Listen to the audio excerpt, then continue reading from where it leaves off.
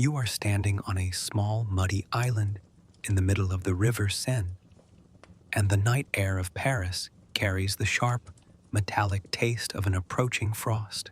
It is March 1314. The sky above is not black, but a heavy, suffocating shade of charcoal, bruised by the smoke of a fire that has been burning for hours. Your boots sink slightly into the cold earth, and if you listen closely, past the rushing of the dark water against the riverbanks, you can hear the low, rhythmic murmur of a crowd that has spent the entire day watching a tragedy unfold. They are not cheering, they are not jeering, they are hushed, held in a state of suspended breath, caught between the terror of what they have just witnessed and the lingering, supernatural weight of the words that still seem to vibrate in the damp air. Beneath your feet, the ground is littered with the blackened debris of a pyre. The wood has settled into a dull, glowing bed of embers, casting long dancing shadows across the faces of the royal guards who stand watch. They look uneasy. They grip their pikes a little too tightly, their eyes darting toward the river, then toward the sky, as if expecting the darkness itself to tear open. A few hours ago, an old man stood where those embers now glow. He was frail, broken by 7 years of systematic starvation and torture in the deepest dungeons of the Louvre. His beard was long and silver, his white tunic soiled by years of neglect. But his eyes, those eyes remained terrifyingly clear. His name was Jacques de Molay, the last Grand Master of the poor fellow soldiers of Christ and of the Temple of Solomon, the Knights Templar. As the flames climbed his legs, licking at the hemp ropes that bound him to the stake, this old man did not scream for mercy. He did not beg the king or the pope for absolution. Instead, he forced his scorched lungs to find a voice that carried across the water, reaching the ears of every peasant, noble, and soldier gathered along the banks. He looked directly toward the royal palace and then toward the heavens, and he delivered a summons, not a plea, but a cosmic subpoena. He cursed the lineage of King Philip nor of France. He cursed Pope Clement V. He called upon them both to meet him before the judgment seat of God within a year, promising that their bloodlines would be wiped from the face of the earth and that their names would become a bypass for ruin. The silence that followed his final breath was not the silence of peace. It was the silence of a trap springing shut. Now, as the embers fade, the realization begins to settle over Paris. Like a suffocating shroud, you can feel it in the air, the distinct, heavy atmosphere of a world that has just crossed an invisible threshold. This is not just the story of a shattered military order, nor is it merely a chronicle of political greed. It is a journey into the dark architecture of human ambition, the terrifying vulnerability of secret institutions, and the unsettling possibility that some words spoken in the agony of death possess the power to rewrite history. For 2 centuries, the Templars were the shadow architecture of the Western world. They were the bankers to kings, the elite shock troops of Christendom, the keepers of secrets whispered in the dust of Jerusalem. They answered to no king, paid no taxes, and moved across borders like ghosts with swords. They had mastered the art of accumulation, accumulating wealth, accumulating land, and most dangerously, accumulating influence. But on this night, all of it has been reduced to a pile of gray ash shifting in the wind over the Seine. How does an empire of faith vanish in a single morning? How does an organization that survived the bloody crusades, the wrath of the Saracens, and the treacherous politics of the Levant fall so utterly to a few sheets of parchment and a network of spies. The answer does not lie in the grand battles fought under the burning sun of Outremer.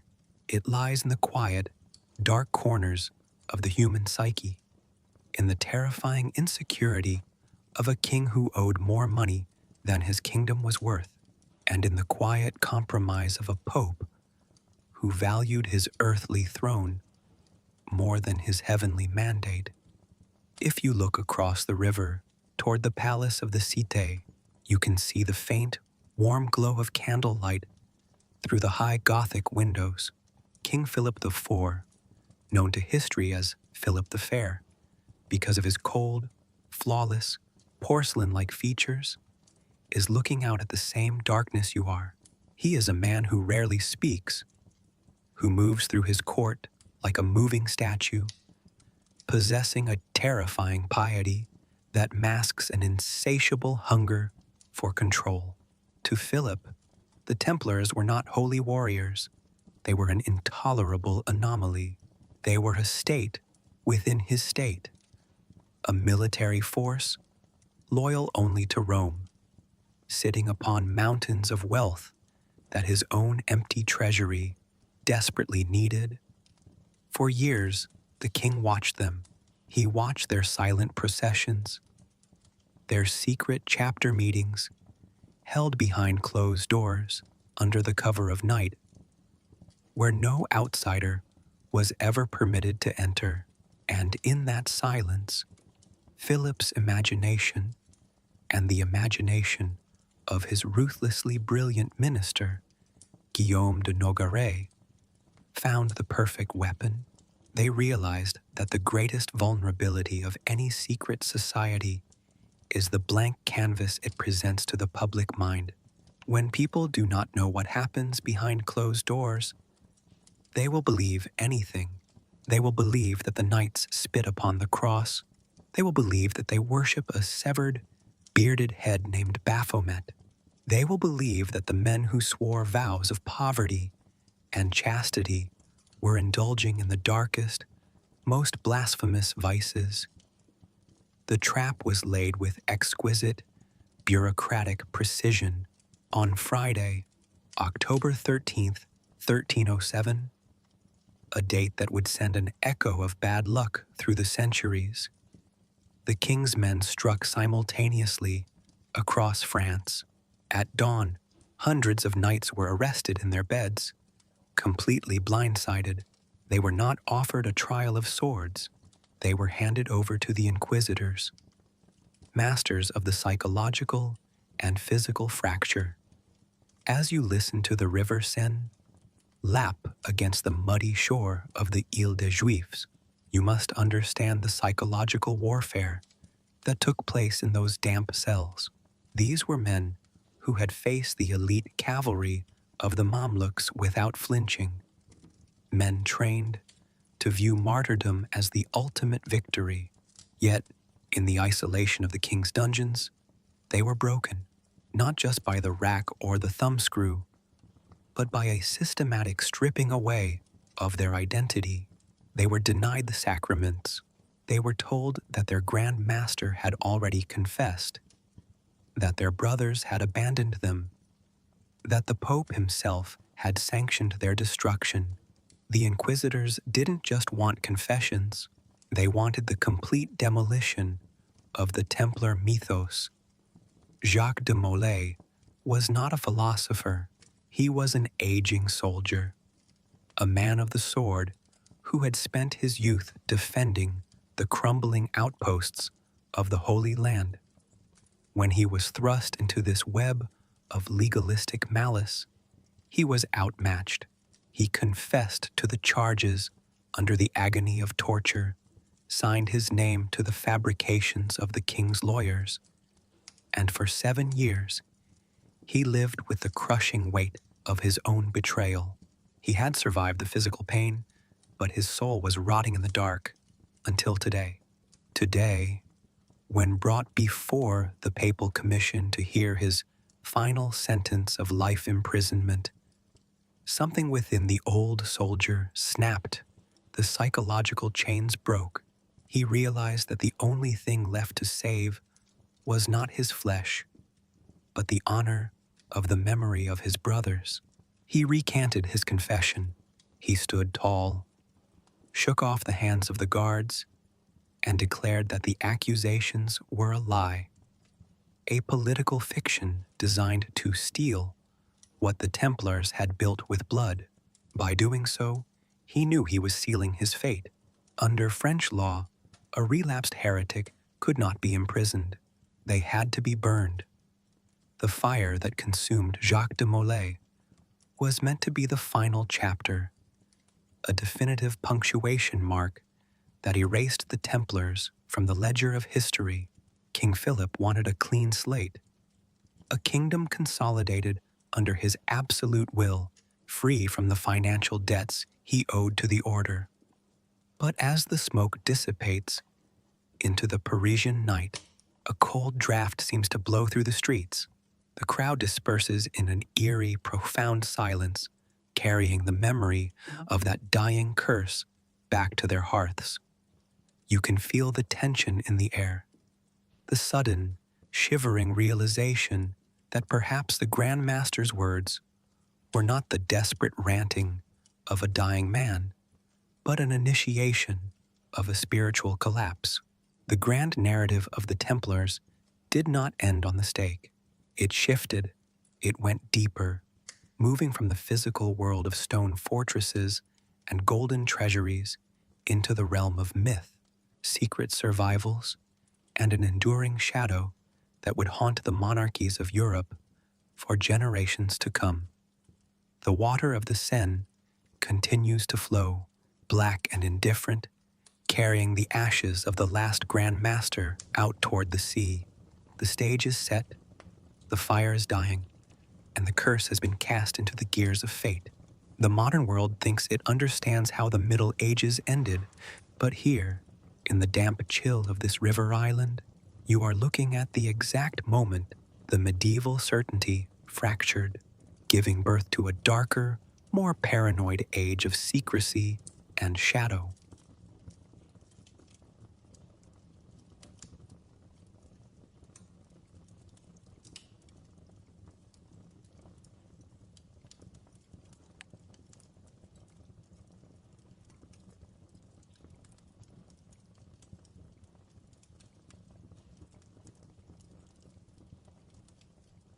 You must step away from the smoking embers of the Seine and allow the mind to drift backward deep into the misty, forested hills of eastern France, long before the name of Jacques de Molay carried the weight of a tragic legacy.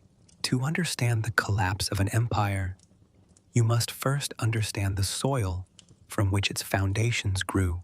You are traveling back to the mid-13th century, around the year 1244, to the region of Burgundy, a land of rolling vineyards, dense primeval woodlands, and a minor nobility that possessed ancient bloodlines, but very little gold.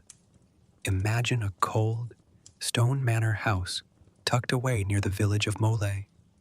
The air inside is thick with the smell of wood smoke, damp wool, and tallow candles. This is the world into which Jacques de Molay was born. He was not a prince.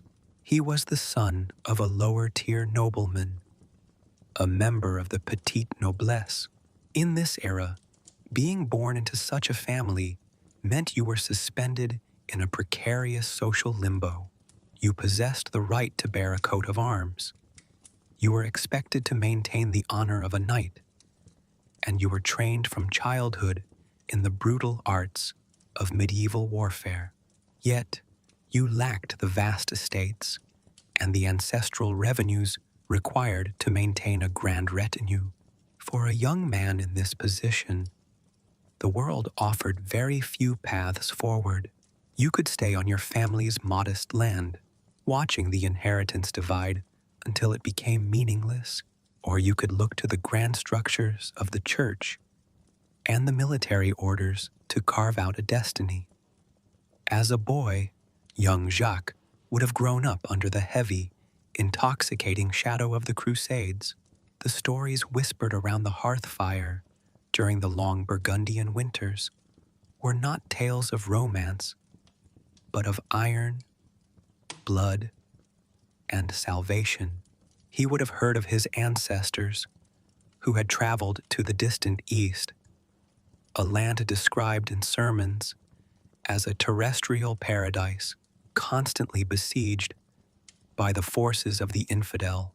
To a young boy looking out through the narrow slits of a cold stone tower, the Holy Land was not just a geographic location, it was a cosmic stage where a man could wash away his sins in the blood of his enemies and achieve a glory that would echo in heaven. You can almost feel the quiet, disciplined atmosphere of the day Jacques made his choice in the year 1265. As a young man of roughly 21 years, he traveled to the city of Beaune. He did not go to seek a courtly position or a wealthy marriage. He walked to the chapel of the local Templar preceptory. Try to picture the sensory details of that morning. The chill of the stone floors beneath his knees, the absolute silence broken only by the rhythmic chanting of the Latin liturgy, and the stark, intimidating presence of the older knights dressed in their iconic white mantles adorned with the red cross. The initiation of a Templar was not a public spectacle. It was a deeply secretive, psychological rite of passage designed to systematically dissolve the individual's secular identity.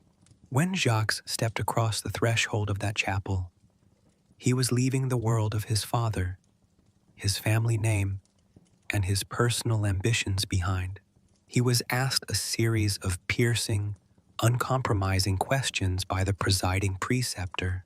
Do you understand the hardships of our order? Do you understand that you will no longer belong to yourself? When you wish to sleep, you will be ordered to watch. When you wish to watch, you will be ordered to rest. The young Burgundian nodded, his voice echoing softly against the vaulted ceiling. He swore the solemn, irrevocable vows: poverty, chastity, and obedience. He watched as his secular clothing, the fine wools and silks of his noble status, was stripped away. In its place, he was handed the coarse, heavy white mantle of the order. This garment was more than just clothing. It was a psychological uniform. The white symbolized absolute purity, a clean slate washed of all past sins, while the blood-red cross stitched over the heart was a constant, visual reminder of the wearer's ultimate purpose: to bleed and die for the defense of Christ's kingdom. From that moment on, Jacques de Molay was no longer a son of Burgundy. He was a piece of iron forged into a global military machine. To truly understand the psychological molding of the man who would witness the end of the Templars, you must understand the unique duality of the order he joined. The Templars were an intellectual and spiritual paradox. They were monks, bound by the rigid, austere rule dictated by Saint Bernard of Clairvaux. They prayed 7 times a day, waking up in the dead of winter nights to sing matins in pitch-black chapels. They ate their meals in silence, listening to the reading of Holy Scripture, and they were forbidden from embracing any woman, even their own mothers. Yet, the moment the chapel doors opened, these monks did not tend to gardens or copy manuscripts. They walked out to the stables, strapped on 50 pounds of chainmail, drew massive steel broadswords, and mounted war horses trained to trample men to death.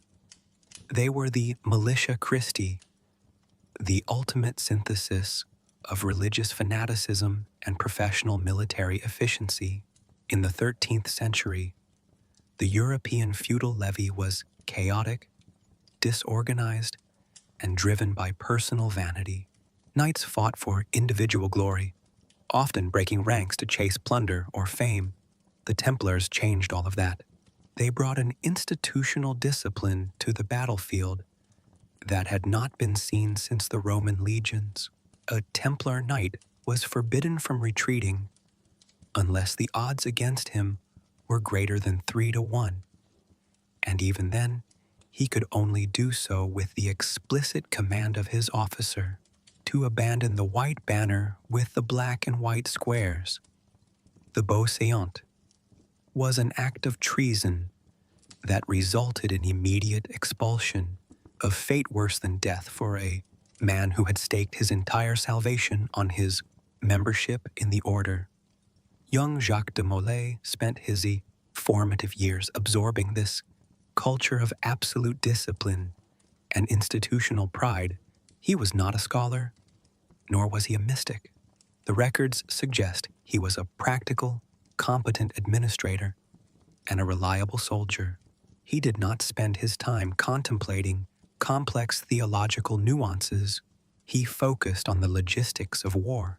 He learned how to manage horses, how to oversee the massive supply lines that stretched from the farms of France to the ports of the Mediterranean, and how to maintain the strict hierarchy of the preceptory. But as Jacques was rising through the ranks, learning the inner workings of this massive organization, a dark and unsettling realization began to take hold within the order. The world was changing, and the golden age of the Crusades was rapidly slipping away. You can feel the quiet anxiety that must have permeated the Templar houses during the late 1260s and 1270s. For over a century, the Templars had justified their enormous privileges, their tax exemptions, and their vast European estates by pointing to their frontline service in the Holy Land. But that front line was shrinking every year.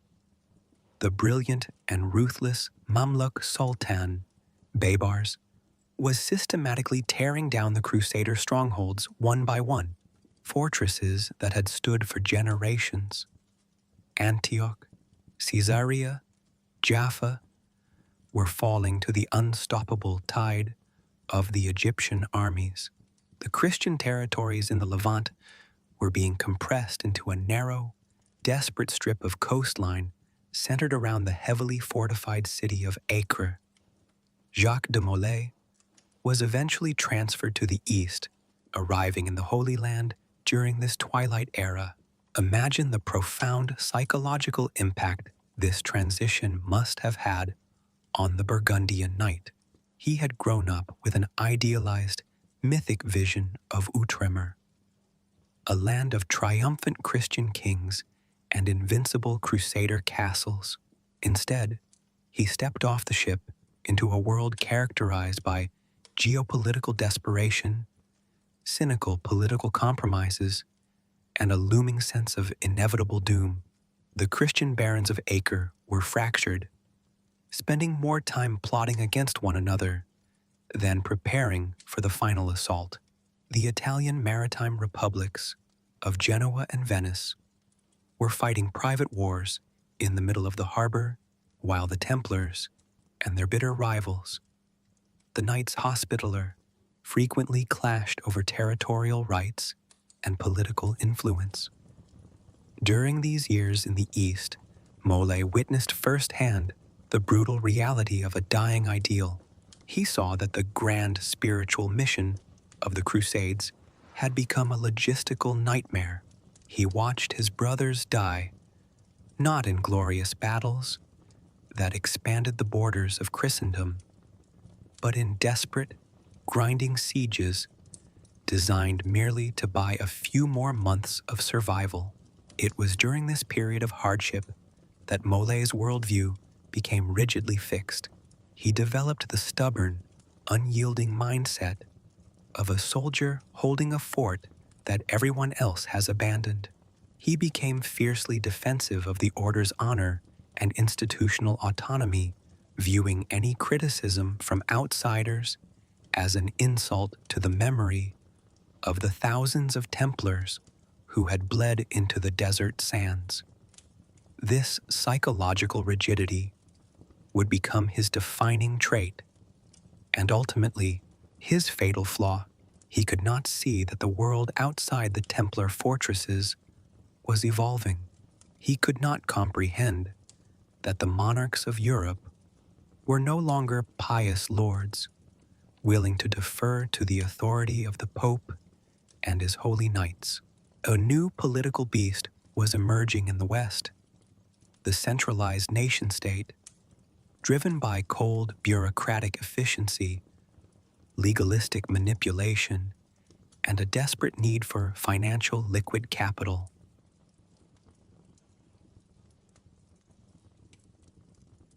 In 1291, the catastrophe that everyone feared but refused to name finally arrived. The Mamluk army, numbering over 100,000 men, descended upon the walls of Acre. The siege was an apocalyptic inferno of stone, fire, and blood. For weeks, the small Christian garrison, including the elite forces of the Templars, under the command of Grand Master Guillaume de Beaujeu, fought with the fury of men who knew there was nowhere left to run. The walls were breached. The city became a slaughterhouse. Beaujeu was mortally wounded, dying with his sword in his hand, and the surviving Templars retreated to their massive fortified compound on the water's edge, the castle of the Temple. Jacques de Molay was not among those trapped in the final siege of the castle. He had been stationed on the island of Cyprus, managing the logistical rearguard and the extraction of resources from the shores of Limassol. He must have looked out across the Mediterranean, watching the horizon for the ships that would bring the news. When those ships arrived, they carried the shattered, bloodied remnants of the order. The castle of Acre had collapsed, buried under its own ruins, after a desperate final stand. The Holy Land was lost. The cross had been swept from the shores of the Levant, and the kingdom that the Templars had been created to protect had ceased to exist. The psychological shockwaves of the fall of Acre cannot be overstated. For the common people of Europe, the loss was not just a military defeat. It was a profound theological crisis. If the Templars were the chosen warriors of God, why had God allowed them to be utterly crushed by the infidel? Whispers began to circulate through the taverns, the marketplaces, and the royal courts. People began to wonder if the Templars had lost God's favor. Had they become corrupt? Had they become too wealthy, too comfortable in their grand European palaces, while the Holy Land burned? It was in this atmosphere of profound institutional crisis, in the year 1292, that the surviving leadership of the order gathered on the island of Cyprus to elect a new Grand Master. They needed a man who could navigate this terrifying new reality, a man who could rebuild their reputation and find a new purpose for an army without a war. They did not choose a visionary politician or a subtle diplomat. Instead, looking back to the traditional values of discipline and administrative competence, they chose the aging Burgundian soldier who had proven his loyalty through decades of silent, steady service. They chose Jacques de Molay. As the ring of the Grand Master was slipped onto his finger, Molay looked out over a fractured empire. He was now the absolute ruler of a vast, multinational corporation with thousands of properties across Europe, a private fleet of ships, and a massive network of banks. But its spiritual heart had been torn out. He believed with every fiber of his being that his mission was to launch a new crusade, to reclaim Jerusalem, and to restore the order to its rightful place at the right hand of God. He did not know that he had just been handed the keys to a grand palace built upon a cliffside, and that the ground beneath it was already crumbling away into the sea. You must now visualize a world where the center of gravity has shifted completely. The sun no longer rises over the white limestone towers of Acre or the dusty palm groves of the Levant. Instead, the setting is the cold gray, rain-slicked stones of Western Europe. It is the late 1290s, and Jacques de Molay, now bearing the title of Grand Master, moves through the royal courts of Christendom not as a conquering hero, but as a man burdened by an obsolete dream. Imagine the visual contrast of his arrival in Paris or London.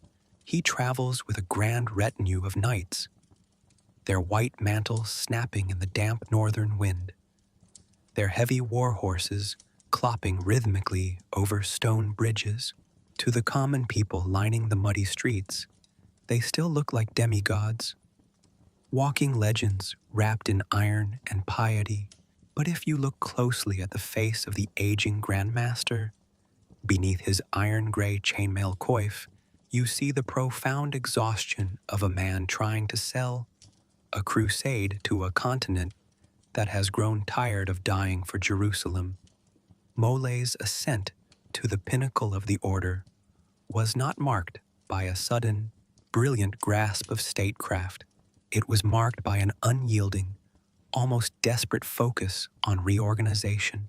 He set up his temporary headquarters on the rugged island of Cyprus, turning the fortress of Limassol into a buzzing hive of bureaucratic and military activity. He spent months reviewing ledgers, inspecting the weapon stores, and sending urgent, ink-stained letters to every preceptory from Spain to Scotland. His message was singular. The Holy Land is lost, but we are not broken. Double the wool production in England. Collect the tithes in Burgundy. Ship the silver to Cyprus. We are going back. To appreciate the tragic irony of this moment in history, you must step into the shadows of the Louvre and the Palace of the Cité in Paris, where a completely different kind of power was being engineered.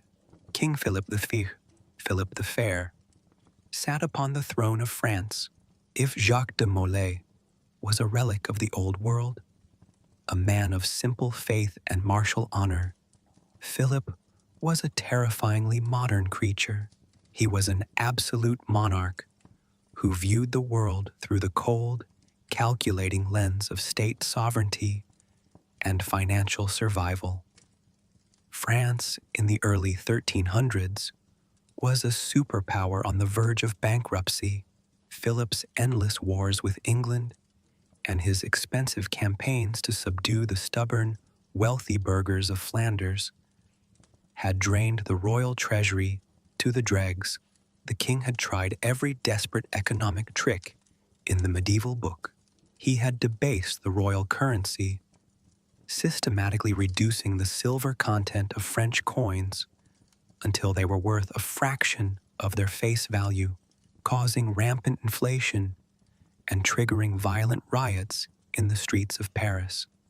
He had arrested the Lombard bankers, confiscating their assets. He had expelled the Jewish population from France, seizing their properties and their ledgers to collect their debts for himself. Yet, the royal coffers remained aggressively empty, and every time Philip's treasurers looked at their financial books, one name appeared in bold, black ink over and over again: the Knights Templar. The Templars were not just independent, they were the king's principal creditors. They ran the most sophisticated, secure financial network in the known world. If a noble in Bordeaux wanted to travel to Paris without being robbed by bandits on the high roads, he didn't carry sacks of gold. He deposited his wealth at the Templar preceptory in Bordeaux, received a coded, encrypted letter of credit, and walked into the Paris temple weeks later to withdraw his funds in cold, reliable silver. The Paris temple, a massive, heavily fortified citadel rising above the city walls, featuring deep stone vaults and its own private garrison, acted as the de facto central bank of France. Philip himself owed the Templars vast astronomical sums of money, sums he had no realistic way of ever paying back. You can feel the psychological claustrophobia that began to close in on King Philip. Every day he looked out from his palace windows and saw the towers of the temple dominating the Parisian skyline. It was a physical, architectural insult to his absolute authority. Here was an elite, tax-exempt army of thousands of battle-hardened knights living in the heart of his capital, answering to no one but a distant, frail pope in Rome. They were a state within a state, a financial empire that owed him nothing, while he owed them everything. In 1305, a new variable entered this volatile equation. The election of Pope Clement, firstborn Raymond Bertrand de Gaulle. Clement was a Frenchman, a brilliant but physically sickly canon lawyer who was deeply susceptible to the immense political pressure of the French crown. Unlike his predecessor, the fierce Boniface VIII, whom Philip's henchmen had literally assaulted and terrorized until he died of shock, Clement was a pragmatist. He chose not to move to Rome, a city torn apart by warring factions, but instead established the papal court on the borders of France, eventually settling in Avignon. The papacy had effectively become a captive of the French monarchy. It was in this highly charged atmosphere that Clement V summoned the heads of the two great military orders, Jacques de Molay of the Templars and Fulk de Villeret of the Hospitallers, to France. The official agenda was noble: to discuss a grand, unified strategy for a new crusade and to address a radical proposal that had been floating around the courts of Europe: the forced merger of the Templars and the Hospitallers into a single, consolidated military force under the control of a royal prince.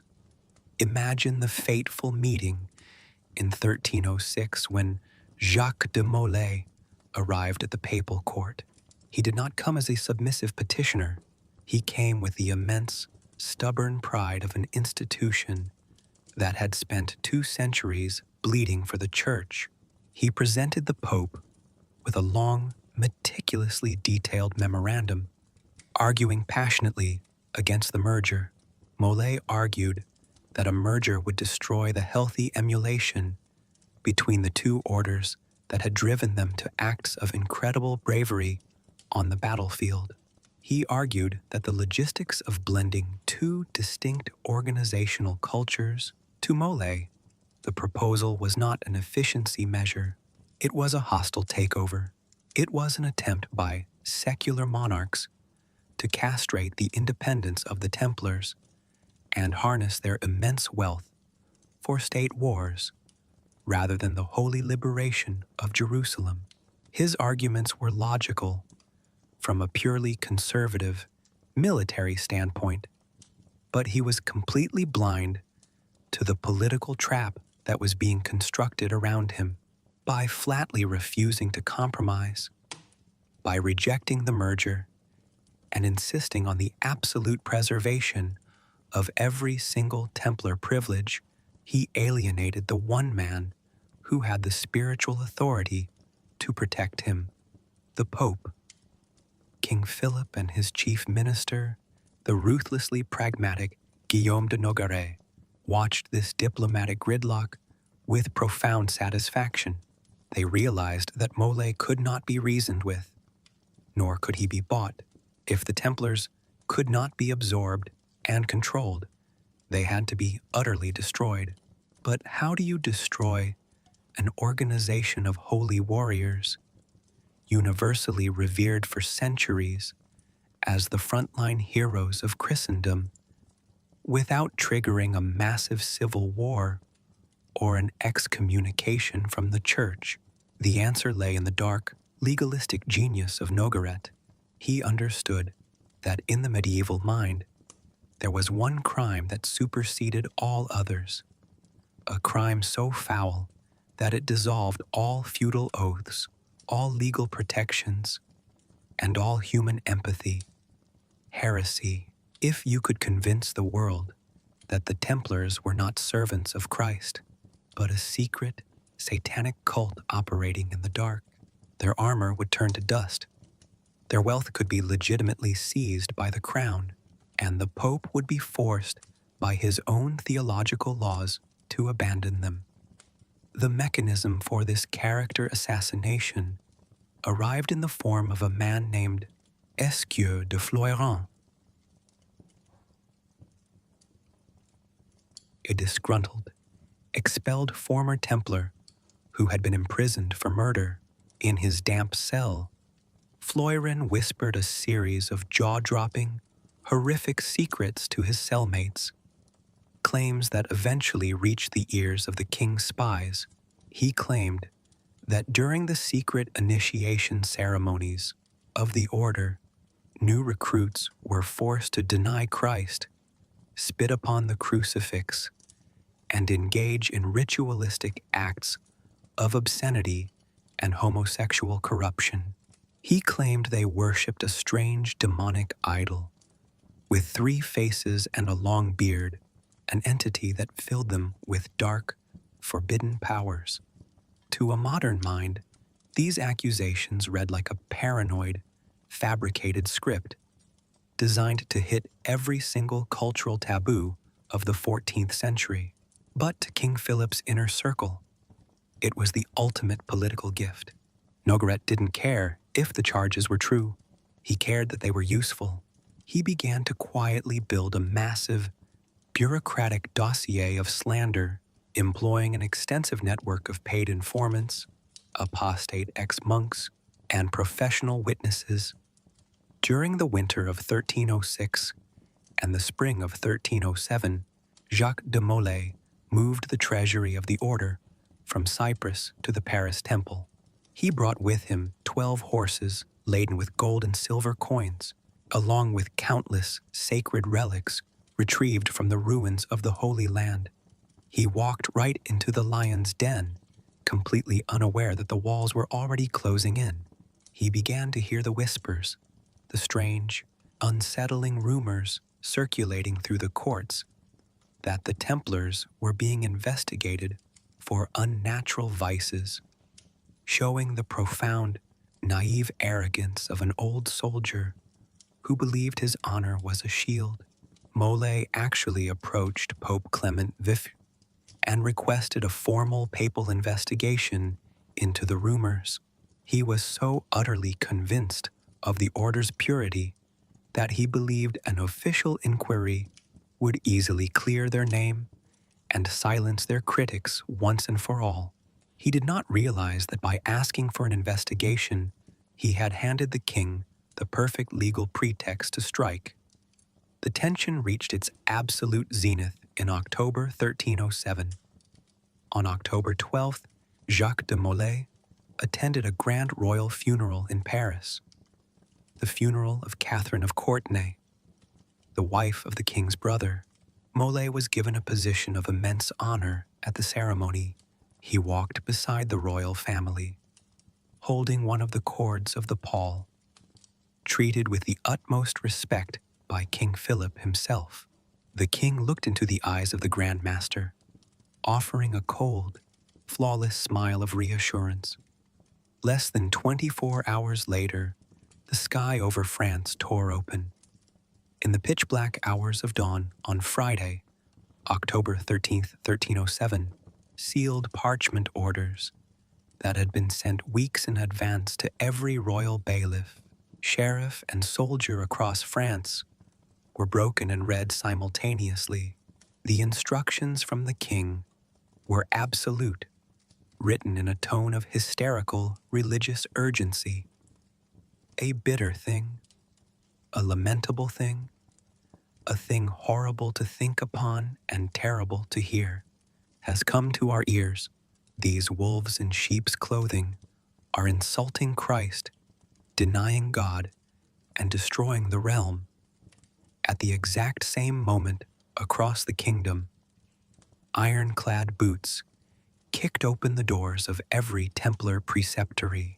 The knights, waking from sleep in their dark dormitories, found themselves surrounded by royal soldiers with drawn swords and loaded crossbows. There was no grand battlefield, no chance to form a line of defense, no opportunity to raise the white banner of the Beauseant. Men who had spent their entire lives training to fight the most dangerous armies on earth were arrested in their nightshirts, pinned to the ground by civil bureaucrats, and dragged out into the freezing autumn rain in heavy iron chains. Jacques de Molay was arrested inside the fortified walls of the Paris Temple, along with his senior leadership. As the royal guards led the aging Grand Master out through the grand gates of the fortress he had spent his life defending, he looked up at the stone towers under the pale morning light. The ascent was over, the long, steady climb from the modest manor house of Burgundy to the absolute pinnacle of global financial and military power had led him here, to the back of a wooden cart, bound like a common thief, heading toward the deepest, darkest cells the king could provide. The trap had been sprung with terrifying, flawless precision, and the grand architecture of the Knights Templar had collapsed into a nightmare from which they would never wake. You must now brace yourself for a descent into a silence so profound, so heavy, that the ticking of your own heart becomes an intrusive noise. We are leaving the grand battlefields of the Levant and the bustling, gold-laden halls of the Paris Temple behind. Instead, you are stepping into the subterranean architecture of the late medieval world, the deep, moisture-wicking stone dungeons beneath the royal structures of France. This is the realm of the absolute void, the psychological theater, where King Philip IV and his Grand Inquisitor, William Imbert, sought to systematically dismantle the minds of the most powerful warrior monks in Christendom. Imagine waking up in a space that is no larger than a horse's stall. The air is so thick with the smell of mildew, stagnant water, and human decay that your first breath feels like swallowing wet ash. There are no windows here. The only demarcation of time is the faint, agonizingly slow shift in the temperature of the stone floor, cold during the damp Parisian day, freezing as the midnight frost seeps through the foundations. For Jacques de Molay, a man whose entire adult life had been defined by the vast horizons of the Mediterranean, the rhythmic movement of fleets, and the grand, echoing geometry of fortress chapels, this total sensory deprivation was a violent, psychological castration. The isolation was engineered with exquisite bureaucratic malice. When the guards threw the Grand Master into his cell, they didn't just lock the door, they locked away his identity. He was stripped of his white mantle, the sacred garment he had worn for more than 40 years. He was denied the company of his brothers. He was denied his books, his writing materials, and the right to hear the Latin Mass. In the eyes of the law, he was no longer the supreme commander of an international empire. He was an unholy anomaly, a nameless fragment of flesh waiting to be processed by the legal machinery of the state. To truly understand the psychological breaking point of Jacques de Molay, you must look into the shadows of the interrogation room, illuminated only by the greasy, sputtering light of a few mutton tallow candles.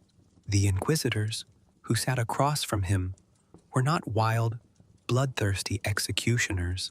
They were highly educated, intellectually sharp Dominican friars. They were lawyers of the soul.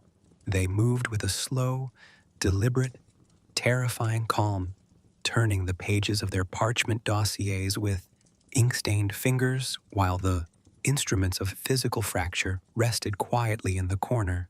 The physical torture used on the Templars was brutal. The strappado, where a man's hands were tied behind his back, and he was suspended from a rope, dislocating his shoulders under the weight of his own body, or the application of grease to the soles of the feet before placing them over an open fire, burning the flesh down to the bare bone. But the psychological torture was far more destructive.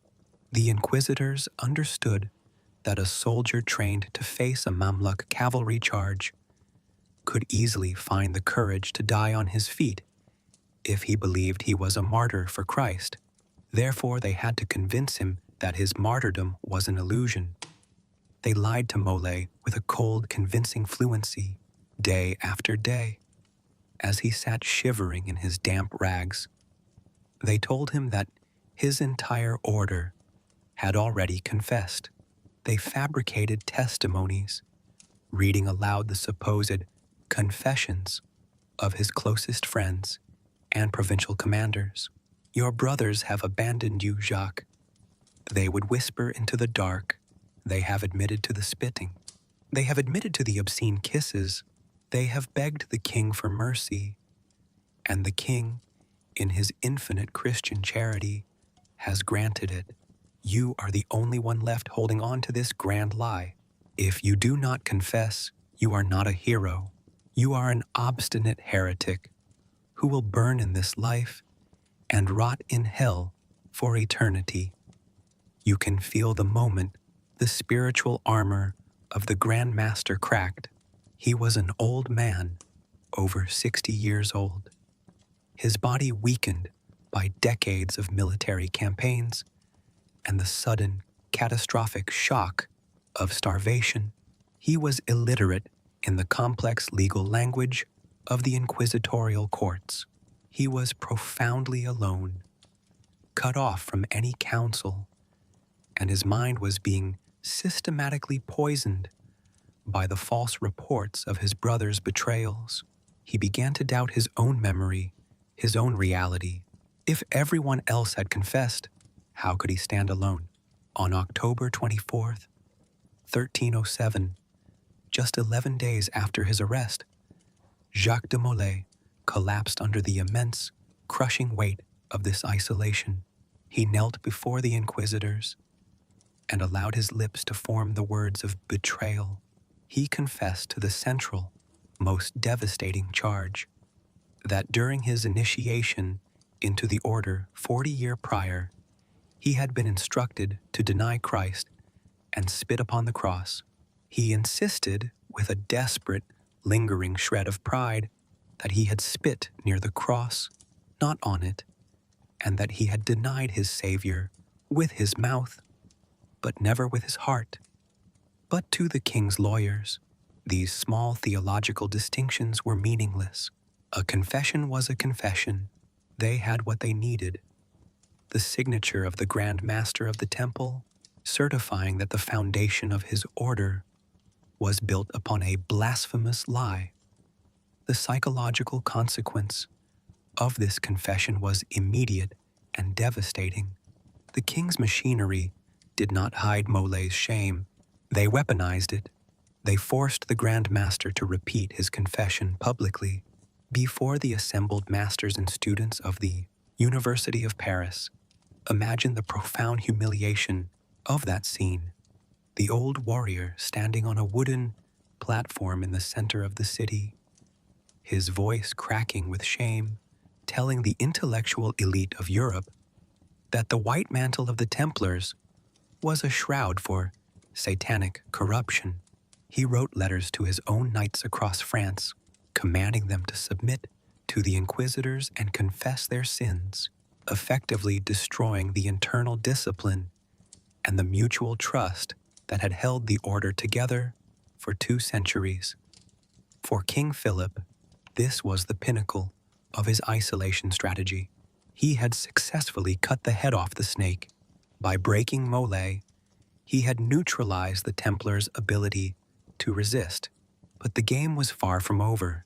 Across the border, Pope Clement V was watching the events in France.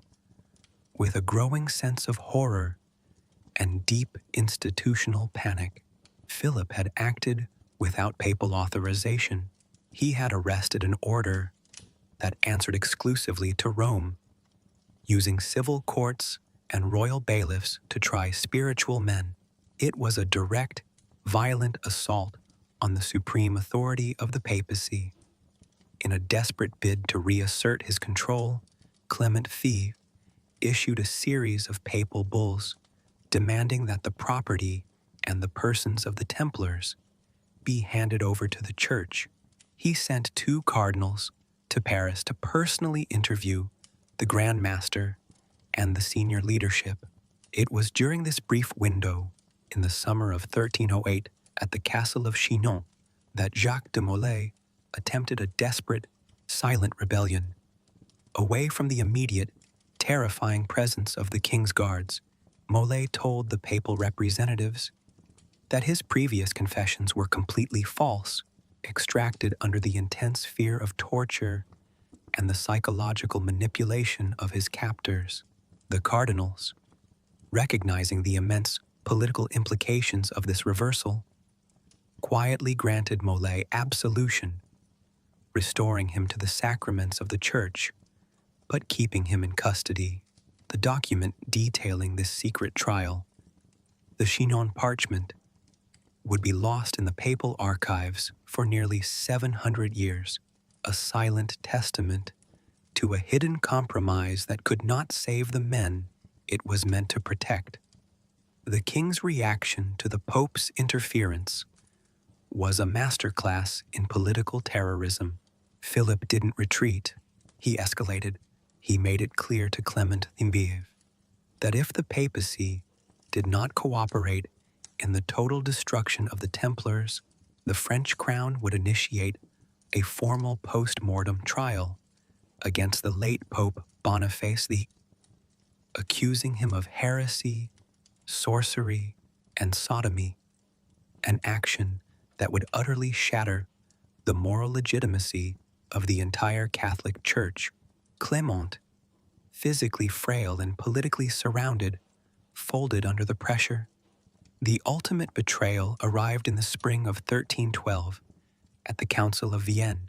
The Pope, sitting before a grand assembly of bishops and princes, issued the papal bull Vox in excelso.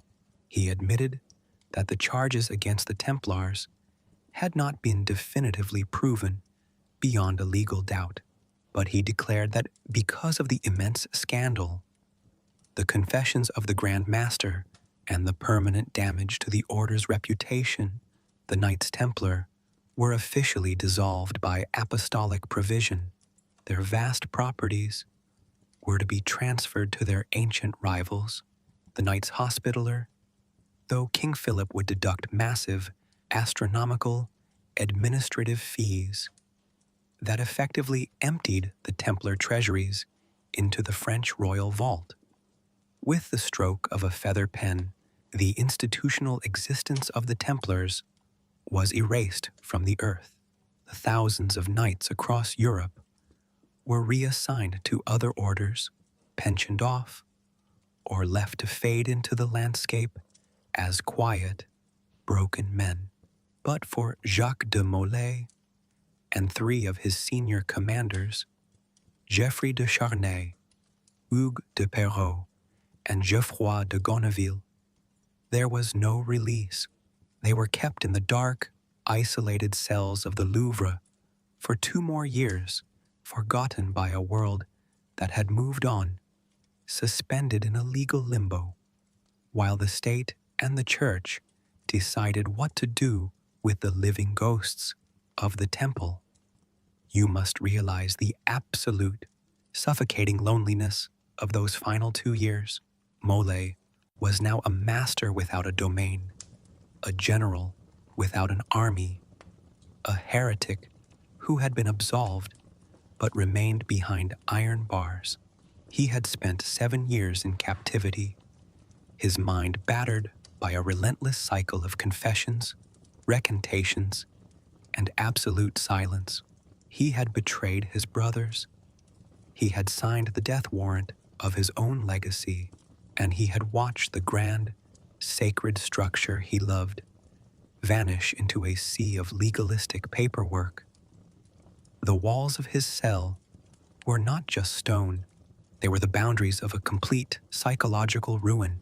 He had reached the absolute pinnacle of isolation, the point where a human being has lost everything that defines them: their status, their purpose, their honor, and their God. He was an old man waiting for the end of a script that had been written for him by his enemies, but in the deepest, darkest corner of that isolation, a cold, dangerous clarity was beginning to return to the soul of the Burgundian soldier. He began to realize that, while he could not save the temple, he still possessed one final asset, one last terrible power that no king could steal, and no pope could dissolve: the manner of his death. You must now brace your spirit for the morning of March 18th, 1314, a day when the slow-burning rot of a fractured empire finally shattered under the weight of its own internal tensions. The sun that rose over Paris on that fateful Monday did not bring warmth. It cast a pale, weak, clinical light across the slate roofs and the mud-choked streets of the capital. The winter had been long, and the damp chill of the Seine seemed to have climbed into the very bones of the thousands of citizens who began moving, as if pulled by an invisible tide, toward the open cobblestone plaza in front of the grand, twin-towered facade of Notre Dame Cathedral. Imagine the atmosphere in that plaza.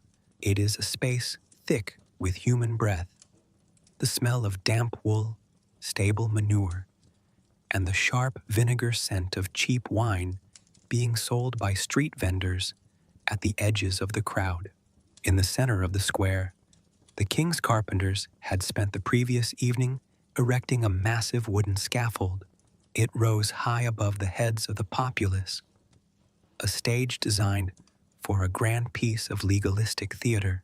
Upon this platform stood a long table draped in dark, heavy velvet, where 4 high-backed chairs waited for the papal legates, the cardinals who had been sent by Rome to deliver the final, definitive sentence upon the remaining leadership of what was once the most powerful military order on earth.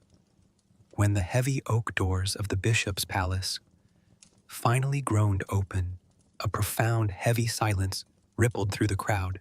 4 men were led out onto the scaffold, under the heavy guard of the king's iron-clad men-at-arms.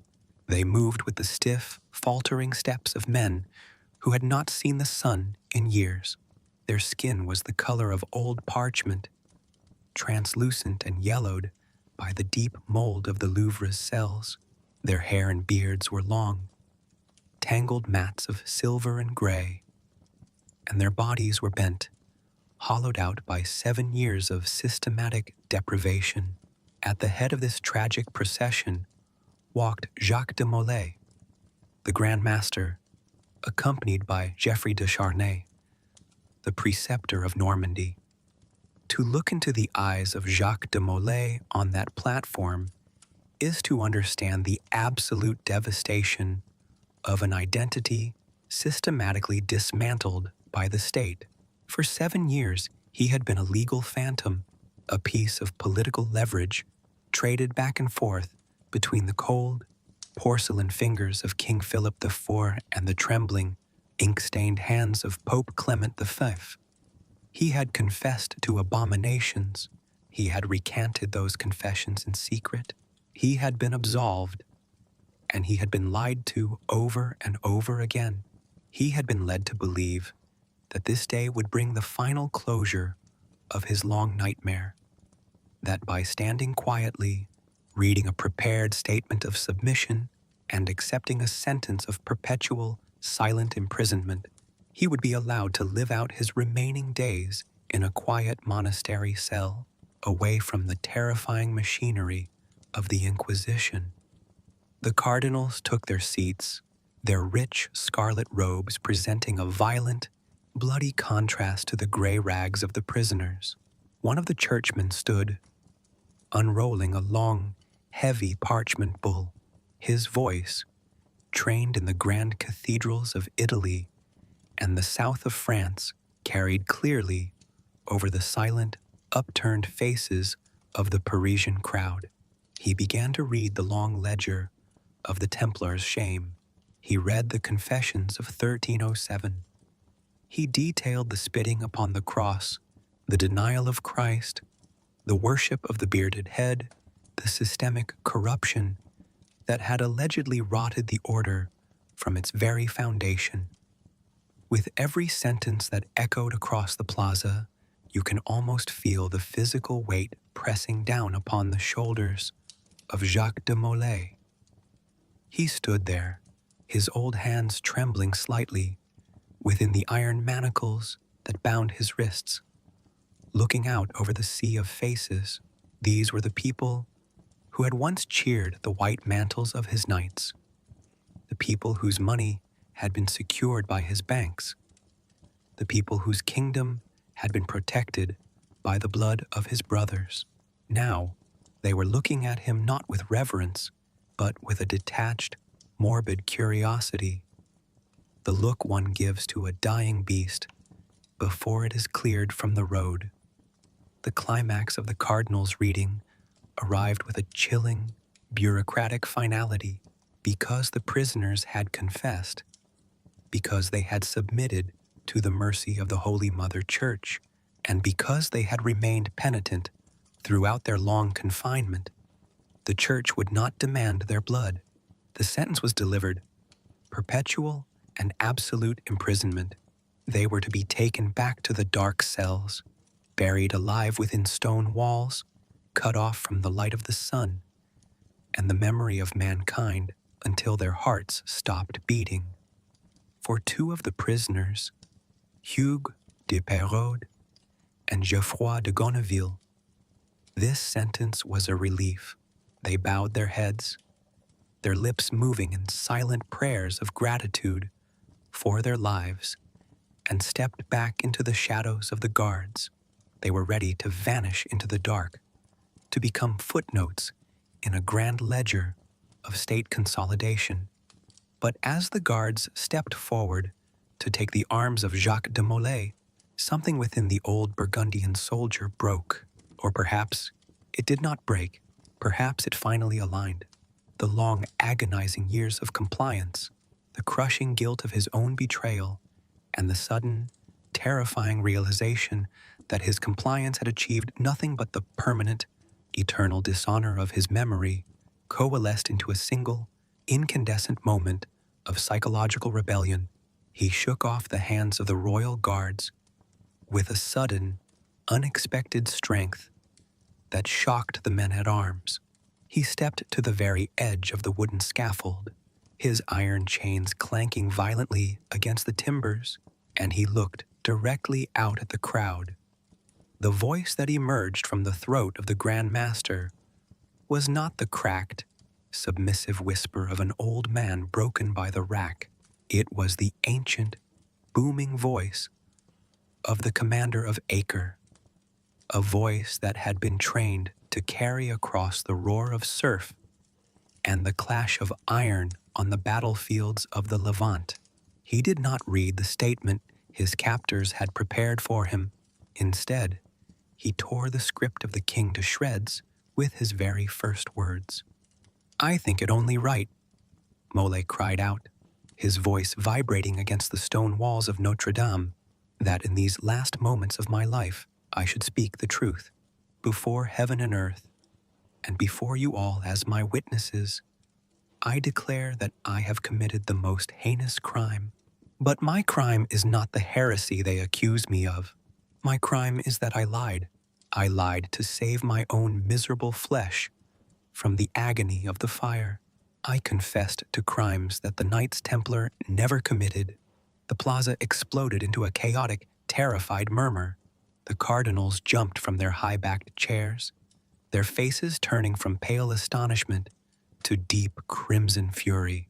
The royal guards scrambled to grab the Grand Master, but Molay pressed forward, his eyes burning with a terrifying, sudden vitality as he gestured toward Geoffrey de Charny, inspired by the incredible courage of his leader, stepped forward beside him, his own voice joining the rebellion, recanting his confessions and declaring the purity of the order before the astonished populace. "The order is holy. It is pure. It is true," Molay shouted through the hands of the guards, who were now desperately trying to muffle his mouth and drag him backward into the cathedral close. "The accusations are a fabrication of a bankrupt king and a corrupt papacy. We did not deny Christ. We did not spit upon the cross. I will not go to my grave bearing a lie to preserve a life that is already dead." You must visualize the sudden, frantic panic that gripped the authorities. This was not a trial. It was a public execution of a narrative. And the narrative had just turned on its executioners. The cardinals had no jurisdiction to execute a man. Their power extended only to the declaration of heresy under the strict, unforgiving laws of the medieval world. A heretic who had confessed and then recanted was classified as something far more dangerous than a simple sinner. He was a relapsed heretic. For a relapsed heretic, there could be no second chances, no further trials, and no perpetual imprisonment. The law demanded that they be handed over immediately to the secular arm, the civil authorities of the state, to be cleansed by fire. A messenger was dispatched on horseback, his hooves clattering furiously across the stone bridge toward the palace of the Cité, where King Philip IV sat in his quiet, cold chambers. When the report reached the king's ears that Jacques de Molay had publicly recanted, that he had called the king a liar and a thief before thousands of his subjects, and that the crowd was in a state of volatile emotional flux, Philip did not hesitate. He did not consult his council. He did not send a letter to the Pope.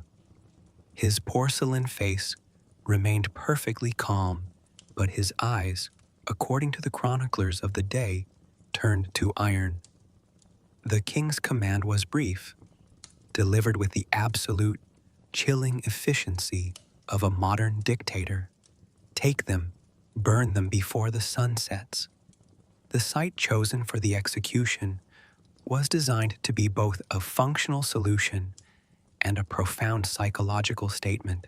It was the Île des Juifs, the island of the Jews, a small, low-lying gravel island in the middle of the river Seine, sitting directly south of the royal gardens of the palace. It was the same island where, years earlier, Philip had burned dozens of Jewish bankers and scholars after confiscating their wealth. By selecting this spot, the king was linking the fate of the Templars to the other pollutions he had systematically cleansed from his perfect, centralized state. As the afternoon light began to fade into a bruised, smoky twilight, the royal executioners worked with a frantic, desperate speed. They drove two massive oak stakes deep into the muddy soil of the island. They surrounded the stakes not with dry, quick-burning kindling, but with heavy, green logs of oak and elm, a deliberate, sadistic choice designed to ensure that the fire would burn slowly, filling the lungs with suffocating smoke, and cooking the flesh over hours, rather than ending life in a sudden, merciful blast of heat. You are moving now with the crowd that rushed along the banks of the Seine, lining the stone ramparts of the river, and crowding onto the bridges to watch the final act of this grand tragedy unfold. The water of the river was high, dark, and cold, reflecting the pale orange glow of the torches that the king's men began to light along the shore. The two old men were rowed across the narrow channel in a small wooden skiff, their chains clinking a rhythmic, funereal dirge against the gunwales. When Jacques de Molay stepped out of the boat onto the muddy shore of the island, he did not look like a victim being dragged to the slaughter. The fear that had paralyzed him in the deep dungeons of the Louvre had evaporated, replaced by the serene, absolute certainty of a soldier who had finally found his proper battlefield. He refused the assistance of the executioners as they led him to the stake. He asked only one favor of the royal bailiff, a small, haunting request that would linger in the minds of the witnesses for decades. "I pray you," Molay said, looking into the eyes of the officer, "bind me with my face turned toward the grand church of Notre Dame, so that my eyes may look upon the house of God in my final moments, and leave my hands free so that I may raise them to the heavens to pray for the souls of my brothers." The executioners complied, their heavy hemp ropes binding his frail old torso to the rough bark of the oak stake, turning his face toward the massive, dark silhouette of the cathedral across the water.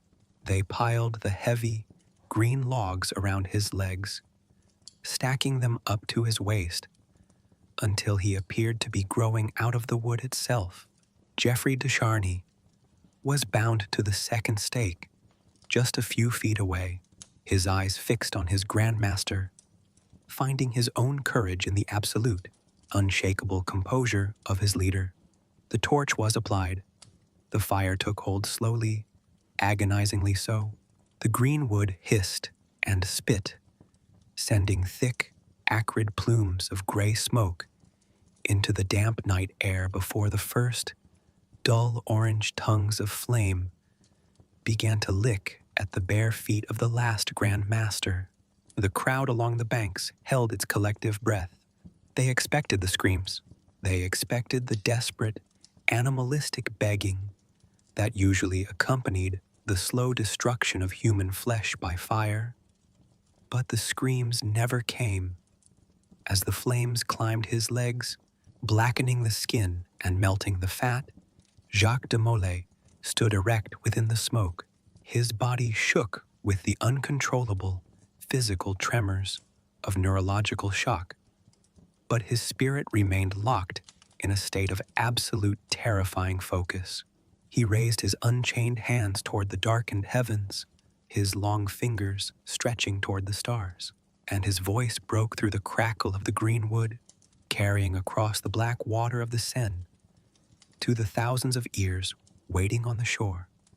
It was in this moment of supreme, agonizing transformation that the Grand Master delivered his final asset to history. He did not look at the flames. He looked past the river, past the crowd, directly toward the windows of the royal palace where King Philip IV was waiting. And his voice became an instrument of cosmic vengeance. "Pope Clement!" Molay cried out, his voice piercing the night like an iron bell.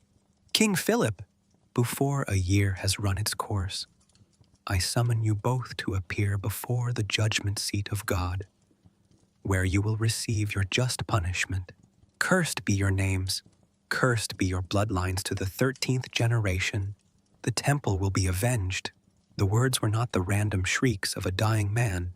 They were delivered with the precise, rhythmic cadence of a liturgical curse, cast into the gears of the universe. At the exact moment the threshold between life and death dissolved, the fire rose higher, enveloping his torso. But the old soldier kept his eyes fixed on the house of God until the smoke finally filled his throat and his hands dropped into the embers. The grand architecture of the Knights Templar had burned to ash, but the curse had been set free, moving like a cold, invisible plague through the dark streets of Paris, waiting for its time to strike. You must now allow the mind to settle into that peculiar, heavy silence that follows the abrupt cessation of an iron bell. The fire on the Ile des Juifs has collapsed into a low, sullen mound of gray-white ash, drifting silently into the dark currents of the Seine. The crowds have long since dispersed, retreating to the flickering safety of their hearths, speaking only in hushed, frightened whispers of the old man who refused to scream. But as the physical world of 1314 closes its eyes, a stranger, far more insidious reality begins to wake up in the dark. To the cold, bureaucratic mind of King Philip IV and his surviving legal technicians, the execution of Jacques de Molay was supposed to be a grand, definitive erasure. The ledgers were closed. The titles were dissolved. The physical bodies of the Templar leadership had been reduced to bone fragments and scattered into running water, so that no grave could ever become a shrine for rebels. In the logic of the medieval state, if you destroy the flesh, destroy the paperwork, and control the narrative, the entity ceases to exist. But they did not understand that when you destroy a secret society through public trauma, you do not kill it. You grant it a terrifying, mythological immortality. Within days of the execution, a strange, psychological contagion began to spread through the courts and alleys of Paris. People began to look at the sky with a new, anxious intensity. The dying words of the Grand Master, that cosmic subpoena summoning the Pope and the King to the judgment seat of God within a single year, were not forgotten. They hung in the damp, foggy air of the capital like an invisible mist. Every sudden draft, every unexpected illness, every minor political setback was suddenly viewed through the terrifying lens of the Templars' curse. The first shudder of the gears of fate arrived with a shocking, clinical suddenness just 37 days after the fire.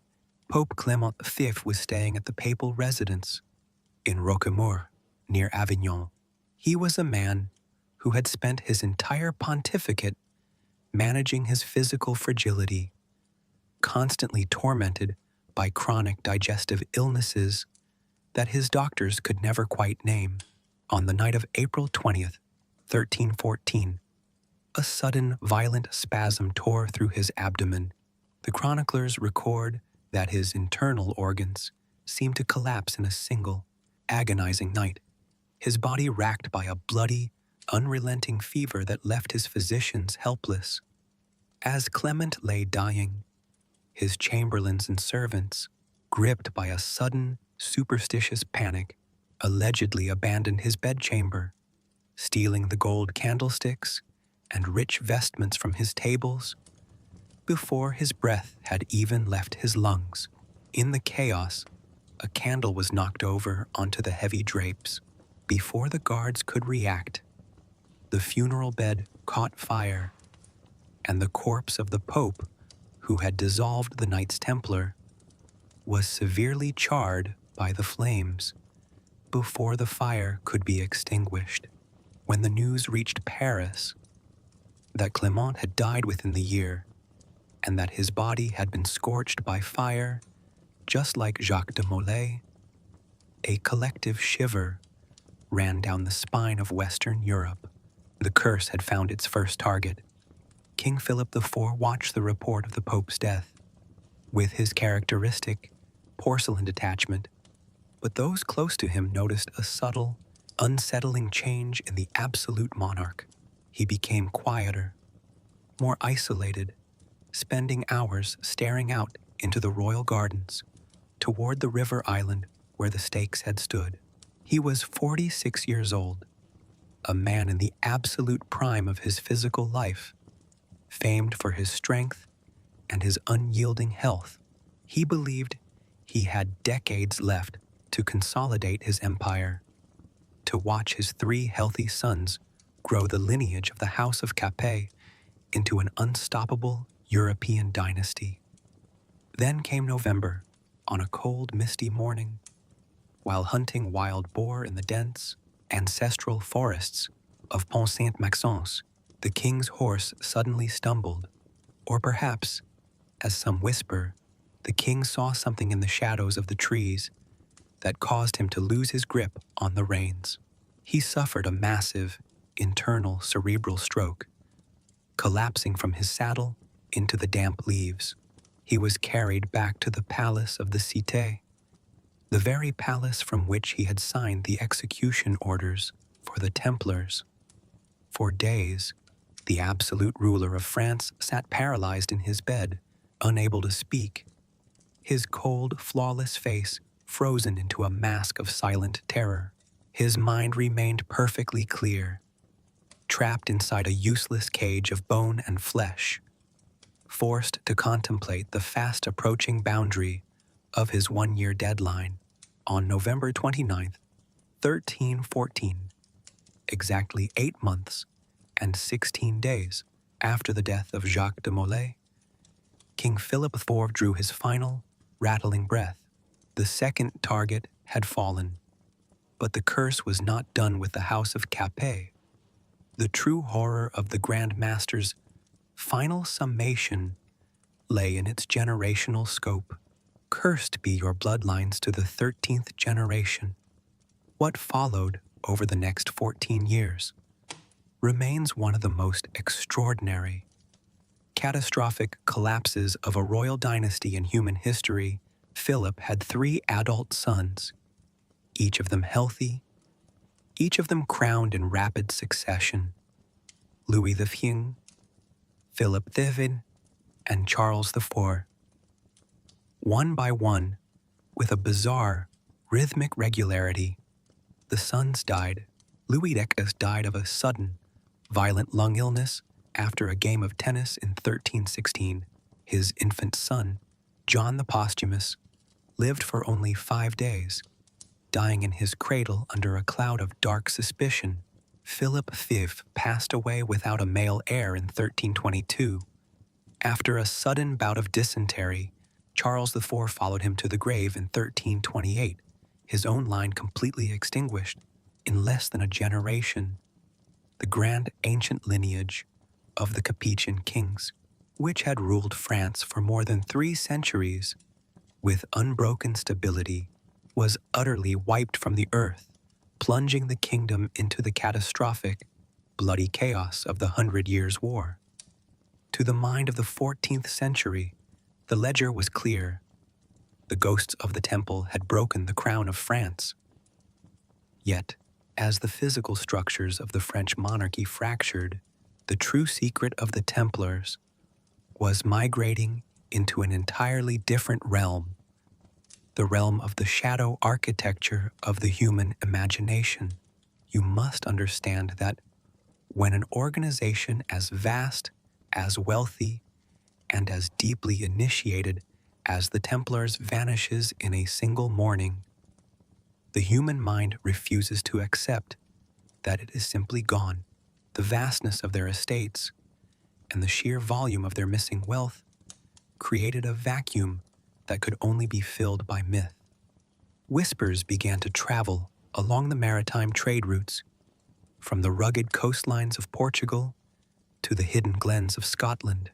People began to notice that while the Templars in France had been systematically crushed, the story was completely different at the fringes of Europe. In Portugal, King Denis simply refused to destroy the Knights. Instead, he quietly changed their name, converting the entire domestic infrastructure of the Templars into the Order of Christ. These were the same men, living in the same preceptories, holding the same secret knowledge, but wearing a slightly altered cross. Generations later, the ships of Prince Henry the Navigator, ships that would discover the sea routes to India and the New World, would sail under the white sails of the Order of Christ, carrying the ancient maritime secrets of the Templars across the Atlantic. In Scotland, the story took on a more martial, revolutionary color. At the time of the arrests in 1307, Scotland was under a papal interdict, caught in a desperate, bloody war for independence against the English crown, under the leadership of Robert the Bruce. Because of the war, the papal bulls dissolving the order were never officially published or enforced in the Scottish Highlands. The Templars there were not hunted, they were integrated. Imagine the misty battlefield of Bannockburn in June 1314, just 3 months after Jacques de Molay had burned at the stake. The Scottish army was outnumbered, facing the elite heavy cavalry of England. Just as the lines were beginning to buckle, a mysterious, highly disciplined force of heavily armed knights allegedly emerged from the woods, riding with the flawless, terrifying group cohesion of an elite military machine. They did not carry the royal banners of the Scottish lords, but their intervention broke the English lines, securing an impossible victory for Robert the Bruce.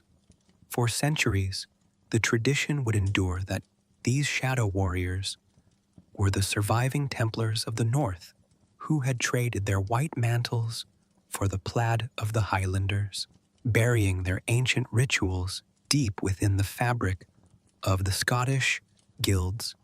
This is the exact point where the history of the Templars transitions from a physical chronicle of medieval warfare into the foundational mythos of the modern secret society.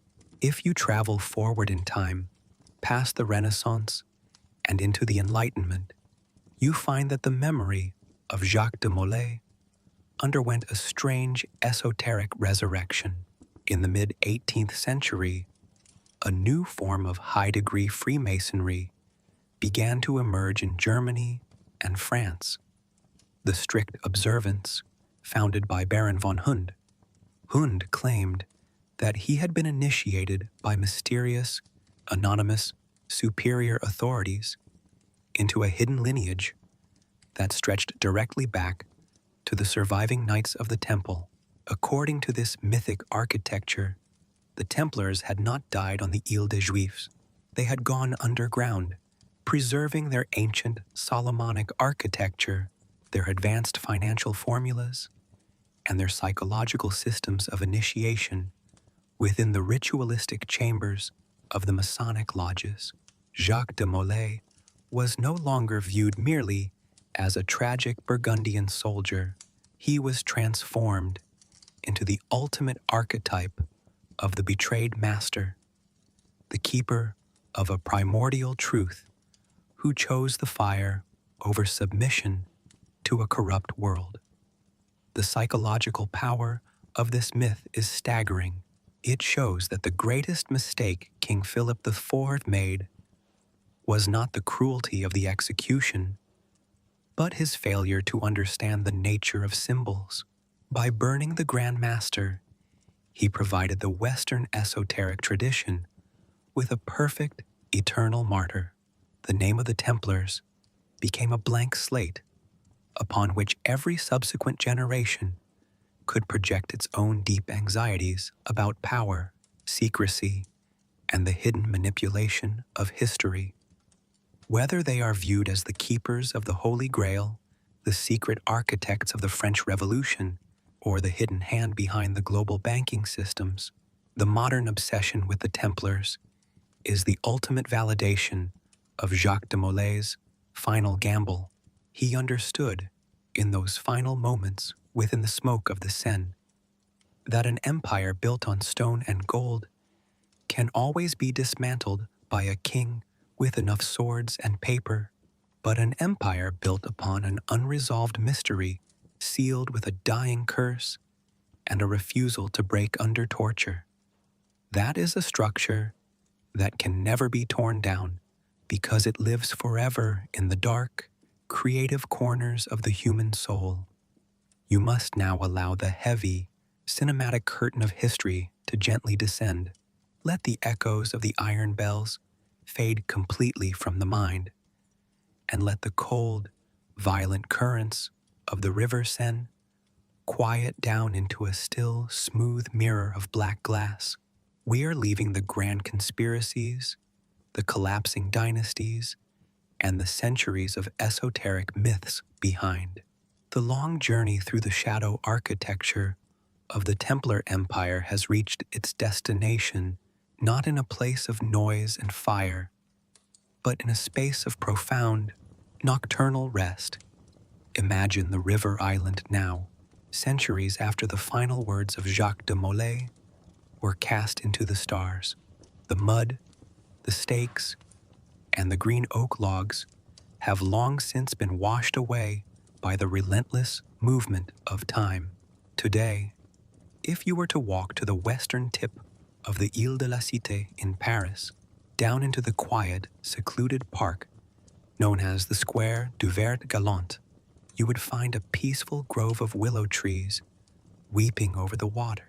A small, modest bronze plaque marks the stone wall beneath the bridge, noting simply that on this spot, the last Grand Master was consumed by the fire. At midnight, the tourists are gone, the city noises are muted, and the only sound is the gentle, rhythmic lapping of the dark water against the ancient stone foundations. This is the ultimate, philosophical twilight of our narrative, the moment where the weight of the crown, the glitter of the gold, and the fury of the battlefield must all submit to the quiet truth of the final slumber. When you look back across the grand arc of this story, you realize that the tragedy of the Templars is the tragedy of every great human monument that forgets its own fragility.